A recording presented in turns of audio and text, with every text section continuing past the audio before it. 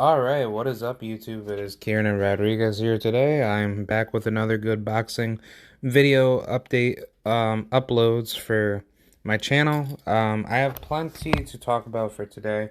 I want to talk about a multitude of topics. So I'm gonna probably make a multitude of videos for tonight, and then I'll just constantly upload them off to my channel, and then we'll just go from there.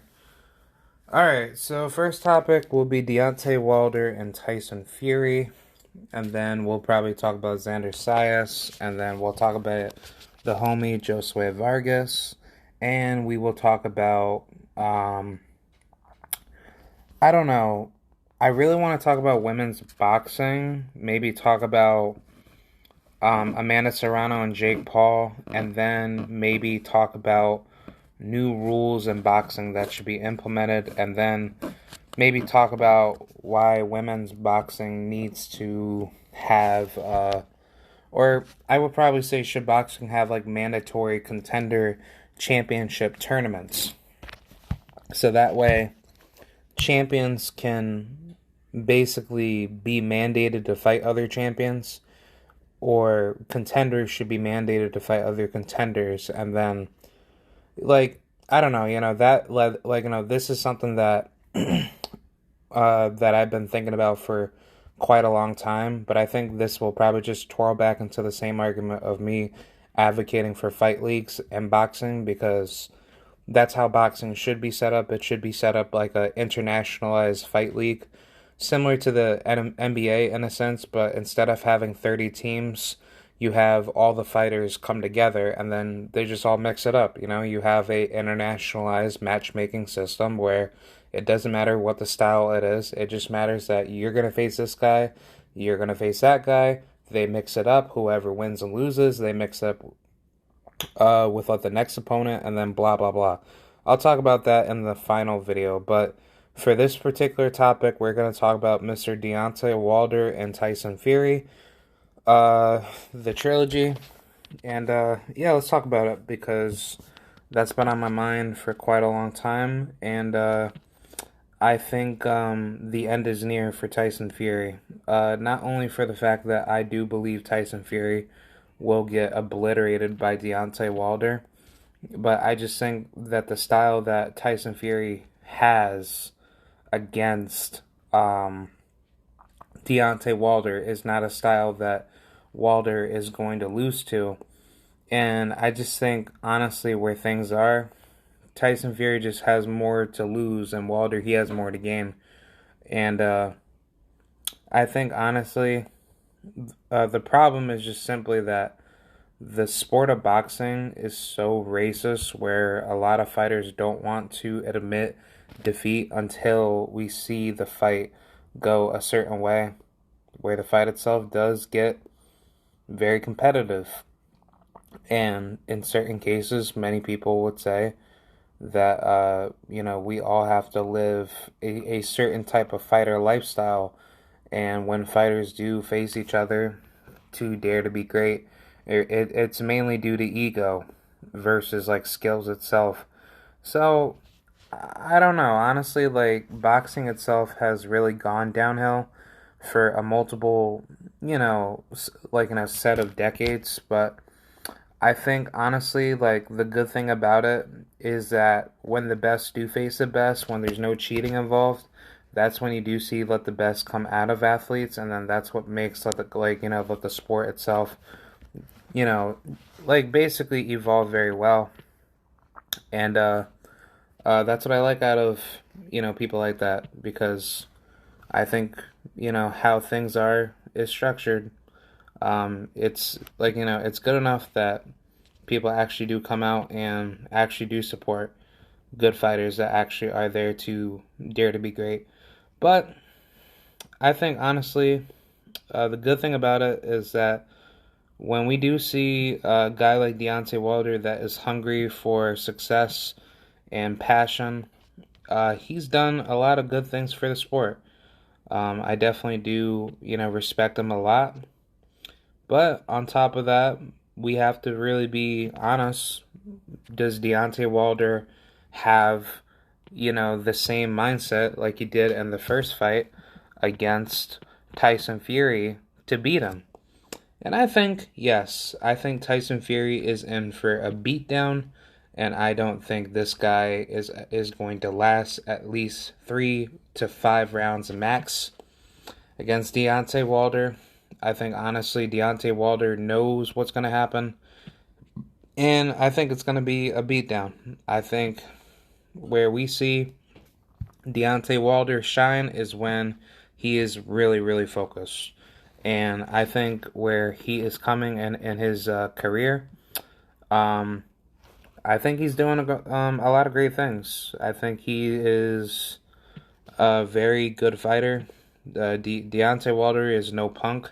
When he gets you hurt, he will come after you. He has no chill button. Like he knows how to break you down. And good enough that he's just that smart of a fighter. Because it seems like every time when Deontay Wilder does fight, intelligent, um, he really knows how to make people, basically feel spiritually demoralized when he fights you. And that's what I like out of Deontay because he does so much, technical boxing where his skills are just that good. And I'm just happy to see, the best come out of him. And hopefully, come fight night, Deontay will do that because I think what Deontay is going to do, he's going to crush, he's going to crush Tyson Fury and he's going to give Fury something that he hasn't seen before. And I think Deontay Wilder is literally going to give Tyson Fury all the problems, in the world. And I think honestly, where this fight will go, it's really gonna go to a knockout because the problem is that Deontay Wilder is just not this type of fighter that's not gonna, just stop hitting you. When he hits you, it's game over. Like Deontay Wilder is gonna be, like the new deadly, alliance combo of him being on the come up versus today his version is just going to be mixed into like a Mortal Kombat, evolution of Quan Chi mixed with Shao Kahn, because that's how good Deontay Wilder is. Deontay Wilder does not have anything else to prove. It's just killing season at this point. So I think, honestly, just where things are, Wilder, he's just on another level. I'm happy to be a part of his falling. He's definitely done a lot of good things, for the sport. But I just think like where he's at right now, it's just like this fight is gonna be just a really really good fight, and I just think like where things are going, it's gonna be interesting. It's gonna be interesting to see where that the fight itself will go. But how do I see this fight being broke down? I think honestly this fight is gonna go mostly to a boxing match, and then what will happen is just that Deontay, he's just gonna crack Fury to the body, because what's gonna happen is that Fury, he's gonna be afraid to what Deontay's gonna do to him, as far as headhunting, and then um, and then it will then later on lead into, how should I say, body punches, and then Deontay's going to mix it up and try to force Fury to his back foot, and then make Fury be hard countered with either a fake, feint jab, uppercut, whether that's coming to the body or it's going to lead with like a right hook, and then it's going to be a jab to the body. Because I think that's what Wilder's going to do. It's going to be interesting to see what Wilder will do to Fury, but I won't be surprised because, we have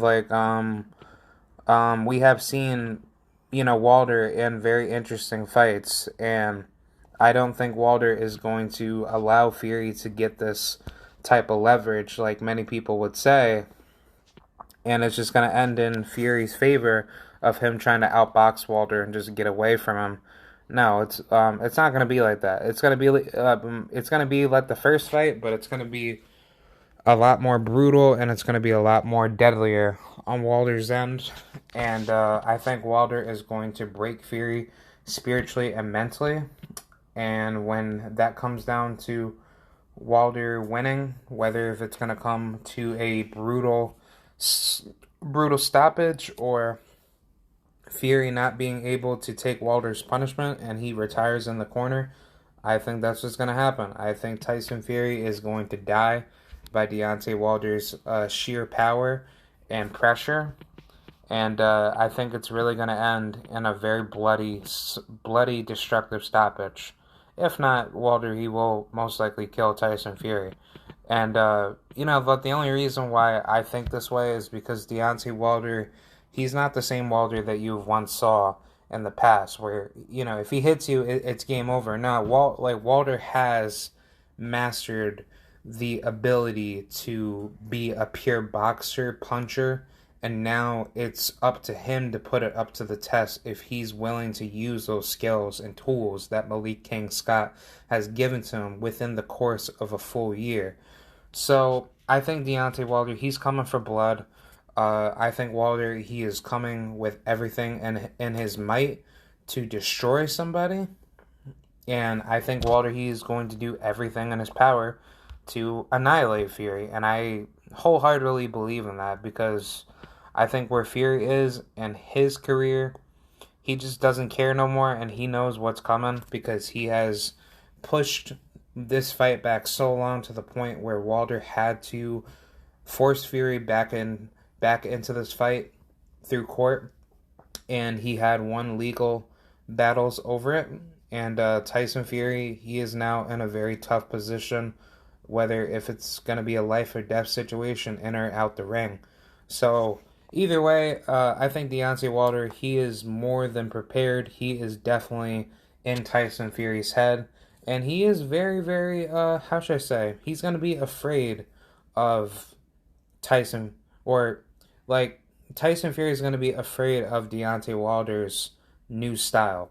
And I think it's really going to be a very bad night for Tyson Fury because he has not trained well for this fight and he has made himself look really bad by not being so dedicated and him lying to the media to say that, oh, he's going to run over Deontay Wilder like a Mack truck, blah blah blah. And I find that so funny because it's like if you have this mindset to say that you're going to do this to Wilder and do that, then why didn't you do this in the past? Why didn't you get Wilder out the way in December, where after February he could have taken the fight leading up to December, so that would have been like 9 months in, right, yes, I understand COVID was a thing, but if you didn't care about the fans and you just wanted to get Wilder knocked off, he could have fought Wilder. For all you Tyson Fury dick riders, you guys know that Tyson Fury could have easily fought Deontay Wilder literally, like, I would say at the start of the Christmas season. He could have easily gotten Wilder out of there by June or December or, that following next spring. But now we understand why Fury, why Fury basically just took a whole full year off, pretty much a year and a half off to avoid Wilder. And now here we are. Because, it would have been basically a full year, or it would have been 2 years if this fight would have been held off from let's just say October to February of like next year. That would have been horrible. But now that we're here because Wilder forced Fury, into this fight, everything is basically just, rock bottom to Fury's, career. So either way, I am very happy that Deontay Wilder has improved massively against Tyson Fury. And I think Deontay Wilder is going to shine in this fight. I think he's going to beat the living crap out of Fury. and he's going to give Fury a lot of issues. I think Fury is now admitting defeat, and he doesn't want to accept it, but his ego will basically be shown in this fight. And yeah, I can't wait because the undercard is very lit. You know, we got Julian J. Rock Williams against a decent little Mexican fighter, Vladimir Hernandez. I think he's going to stop him. Orlando Capo Gonzalez, 17-0 versus Robesi Ramirez. That's going to be a damn good fight. Can't wait for that fight. I think Orlando's going to stop him or win a decision over him. And then we got Robert Helenius in a rematch with Adam Konatsky. That will be a good fight. I think Helenius is going to beat Adam Konatsky. I think Adam Konatsky is tailor-made for Robert, but we'll see what happens in that fight. That's going to be a war. We got Frank Sanchez versus Efe Ajagba. I think Ajagba is going to get knocked out by Frank if Frank outboxes him. But if Ajagba catches Frank, Frank could and easily go to sleep in this fight. So that's a very difficult fight. And hopefully he's not cheating because we all know the whole situation between him and Canelo's camp. So hopefully that's not going to happen. Another good fight that I'm looking forward to is Mr. Elvis Rodriguez against Victor Vasquez.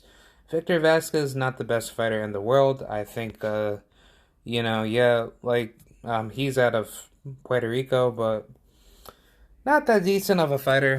Hopefully it becomes a good fight. You know, I don't want to see no mismatch of a Dominican beating up a Puerto Rican, but either way, if that fight does become competitive, I hope Elvis does win because I think Elvis, he's a great fighter, but he just needs to work on his boxing fundamentals. I kind of believe like once he gets better with that, that's when he shines to be a super top junior welterweight contender.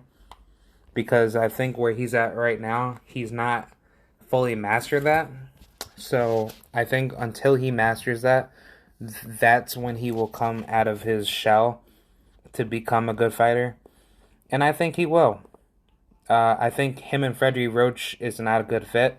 I personally like to see him with a guy like Virgil Hunter or somebody like a Derek James out of Errol Spence's gym.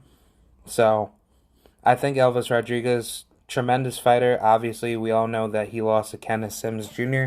That was a very, very difficult fight for Elvis. He struggled in that fight, but I think that fight made him better. So I think in this fight, he's going to shine, and then I hope he fights somebody by the likes of Josue Vargas in the future, which I'm going to talk about that later in one of my other videos. But either way, I think Elvis, he got plenty of smoke right in front of him. I like to see him go at it with Brandon Lee.